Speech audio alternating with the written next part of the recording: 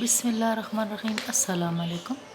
نماز کے چند ضروری مسائل: قیام، رکوع، سجدہ وغیرہ میں نظر کہاں رہے؟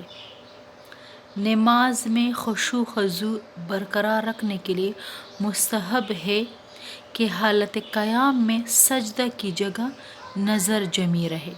حالت قیام میں سجدہ کی جگہ نظر جمی رہے۔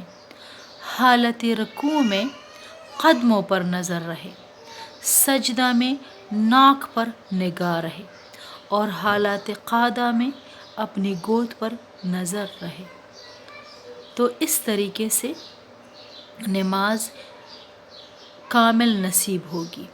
یہ حکم ہر حالت میں ہے، حتیٰ کہ اگر کوئی شخص بیت اللہ شریف کے عین سامنے نماز پڑھ رہا ہو تو اسے بھی مذکورہ آداب کا خیال رکھنا چاہیے۔